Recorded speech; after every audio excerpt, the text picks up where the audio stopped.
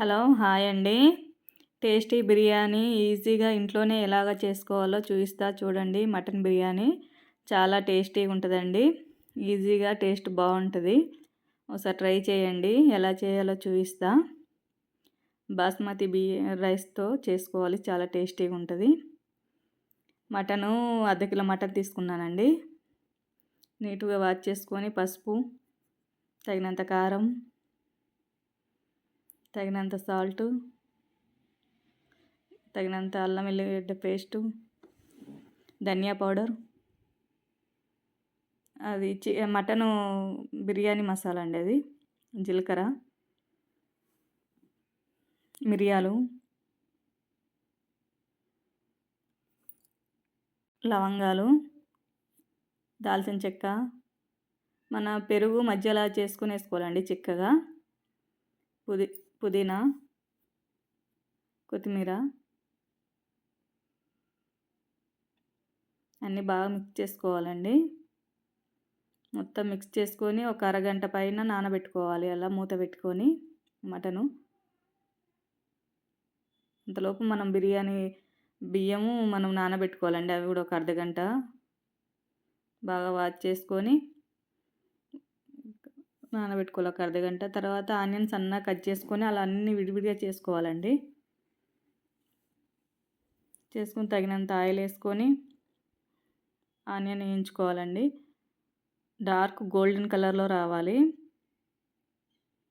కొద్దిగా టైం పట్టుద్ది, మంచిగా వేయించుకోవాలండి అవి.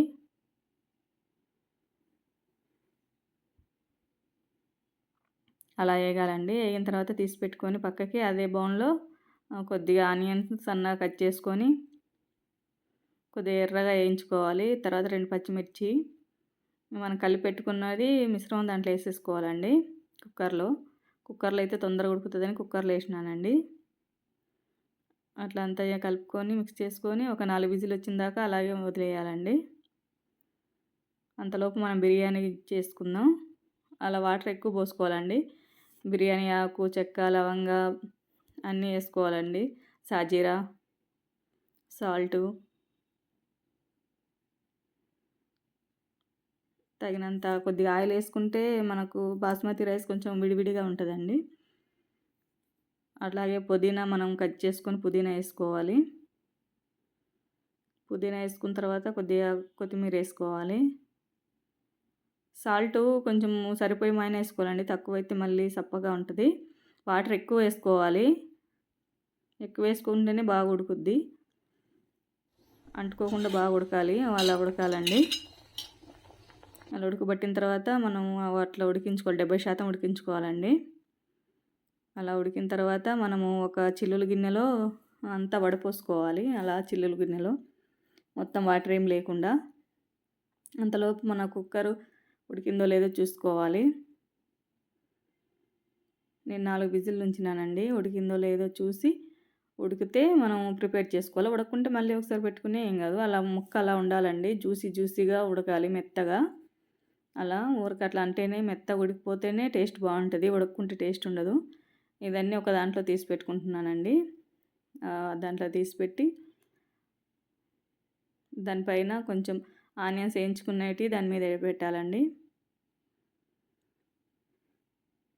తర్వాత మనం రైస్ ఉడకబెట్టి పెట్టుకున్నది దాంట్లో కలుపుకోవాలి.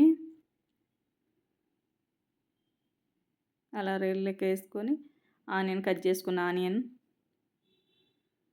మొత్తం వేసేసుకోవాలి. పుదీనా,